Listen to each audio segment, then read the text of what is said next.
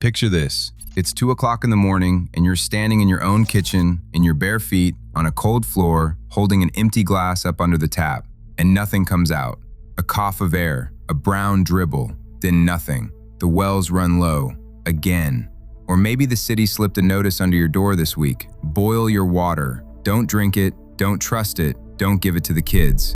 And you stand there, a grown man, a man who has provided for a family his whole life, who has fixed the truck and patched the roof and kept the lights on through layoffs and lean winters. And suddenly, you cannot do the one simple thing every living creature on God's earth has to do. You cannot get a drink of water.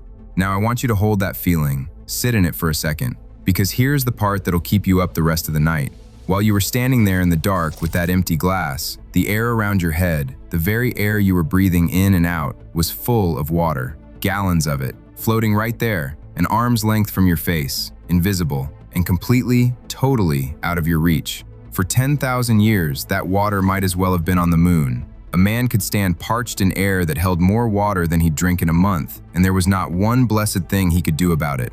Until now. Because in June of 2025, a team of engineers at MIT quietly built something, a box, about the size of a single window pane. And that box reaches up into bone-dry desert air, grabs that floating water by the collar, and drags it down, drop by drop, into a glass you can drink. No pump, no power cord, no battery in the wall, no filter to change every 90 days for the rest of your life. Nothing but the sun coming up, and the patience of a thing that sits there and does its work while you sleep. Let me say that again, slow, because it deserves it. No electricity, no moving parts, no monthly bill, not ever. And here's the part that ought to make the hair stand up on your arm. They didn't test this thing in some swamp where the air is already soaking wet and any old rag could catch a drink. No, they hauled it out to Death Valley, the driest, hardest, meanest patch of ground in all of North America. A place so thirsty the air will pull the moisture right out of your eyeballs and the spit right off your tongue. That is where they set it down. And it worked. It made water out of nothing but heat and air and sunlight, in the one place on the continent where every other system on the market lies down and quits. Now, a man your age already knows something in his bones that the young engineers had to learn the hard way. Pulling water out of thin air is not some brand new Silicon Valley miracle. It is old. It is ancient. It is older than this country by 1,000 years. High up in the mountains of South America, the Inca strung up screens of woven cloth to catch the fog rolling in off the Pacific Ocean. And that fog gave up its water, drop by drop, into stone channels and underground tanks, centuries before anybody ever filed a patent or sent a water bill.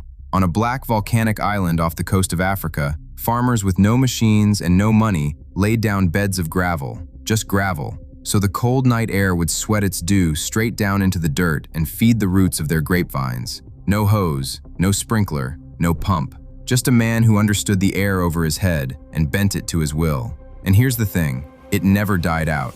It's working right now. Today, this very minute, in the mountains of Morocco, the biggest fog-catching net in the world is strung across a hillside. And every single day, with no power and no moving parts, it hands more than 1,500 gallons of clean water to villages the pipes and the power lines never once bothered to reach. In the Chilean desert, scientists took those same old fog nets, tuned the coating and the spacing, and boosted what they catch by 500%. And in Africa, men still weave 30-foot towers out of bamboo and netting that pull rain, fog, and dew out of the sky all at the same time. So you'd think every dry house in America would be doing this by now. And here's exactly why they're not. Here is the wall every one of those clever old systems slams straight into. They need wet air to work. They need fog. They need humidity in the sky. And the folks who need water the most, the ranchers and the homesteaders, and the families living way out where the rain forgot to fall, are sitting in dry air. So the fog net hangs there empty. The dew never comes. And the very people who need a drink the most get nothing. That's the cruel joke of it. The systems work great, just not where you actually need them. That gap, that exact gap, is what engineers have been banging their heads against for 20 years. And the modern world only knows one way to solve a problem. throw a machine at it, and plug it in. So they built what they call atmospheric water generators. Fancy name, but strip the fancy off, and it's nothing but a big dehumidifier. The same gray box humming away in your basement right this minute, sucking the damp out of the air. And yes, it makes water, a few gallons a day in the right conditions. But here's the catch, and it's a big one. It eats electricity, somewhere between a half and a full kilowatt hour of power for every single quart of water it squeezes out. So out where the grid is thin or flickering or gone entirely, which is exactly where the water's scarce, that machine is not a solution.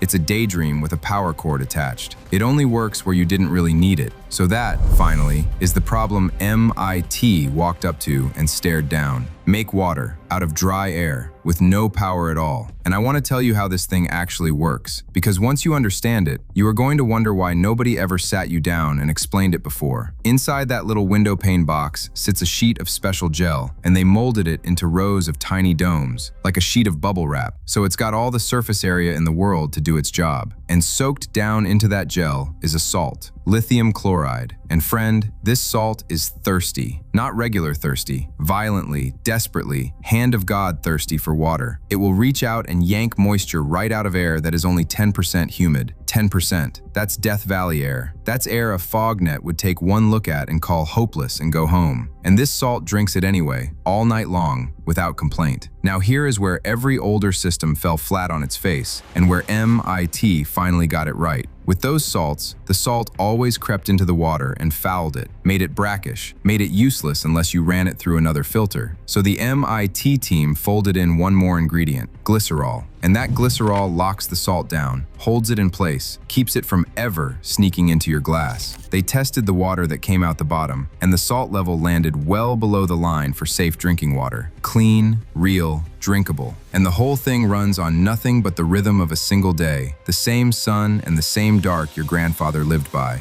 At night, when the air cools off and gets just a touch damper, that gel quietly drinks its fill. Then the sun climbs, the gel warms up, it shrinks, and it pushes all that captured water back out as vapor into the sealed glass chamber. The outside of that glass is painted with a special cooling coat that keeps it colder than the air trapped inside. So the warm vapor hits that cold glass and beads up into droplets, just like the sweat on a cold glass of tea on a July porch. Those droplets run down little channels built into the base and collect at the bottom. Clean water, drinkable water. And then tomorrow, it does the whole thing again, every 24 hours, forever, while you do absolutely nothing. Now let me be straight with you, because I am not here to sell you a daydream. One panel, this size, doesn't make much. We're talking a few ounces a day from a single unit. The MIT folks figure it'd take about 8 of these panels to keep one grown adult in drinking water. So this is not the day you go out and tear out your well. Not yet. This is a seed. It is a proof that the thing can be done. And the lead researcher, a fellow who's now a professor over in Singapore, is already working on stacking these panels into tall vertical arrays, pushing the output up from a trickle toward real, useful gallons, and driving the cost down to where a regular man could actually afford to bolt a few to the side of his house. But here is what I want you to really sit with. Think about why this matters, and not just for some village across the ocean. Right now, more than 2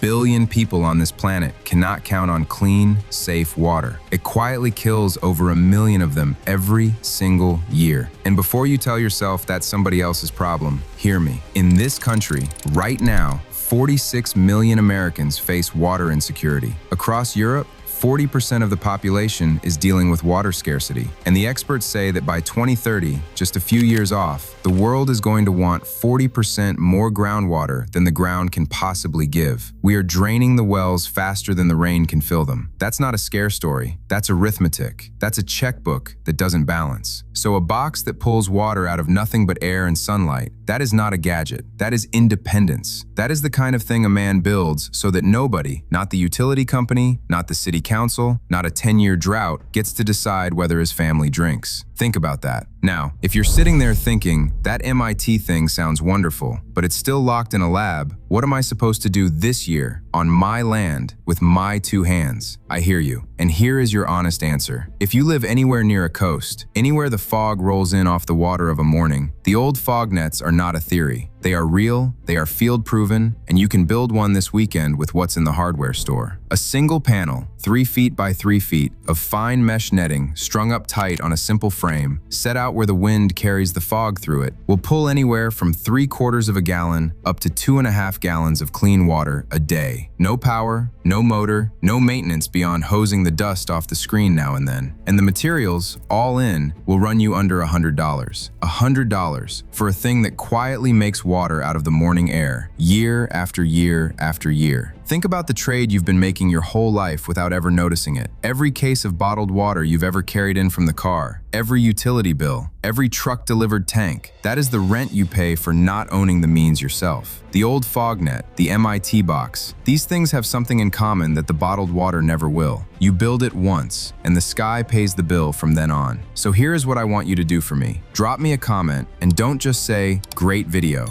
Tell me exactly where you are. Tell me your region. Tell me whether the fog rolls through your country of a morning or whether you're sitting in dry inland air. And tell me how far the nearest reliable water sits from your back door. Because the answer for the coast man and the answer for the high desert man are two different animals, and I want to point you at the right one. And if you want to keep learning the things the bottled water aisle would just as soon you never figured out, then subscribe and stand with the rest of the folks who've decided they'd rather own their water than rent it. Next time, I'm going to show you something even closer to home. There's an off-grid refrigerator born in Nigeria that needs no electricity at all, just 2 clay pots, a handful of sand, and water. And it has kept food from spoiling and saved thousands of lives in places the power grid never reached. Same principle. The cold was free the whole time. We just forgot how to ask the air for it. I'll see you then.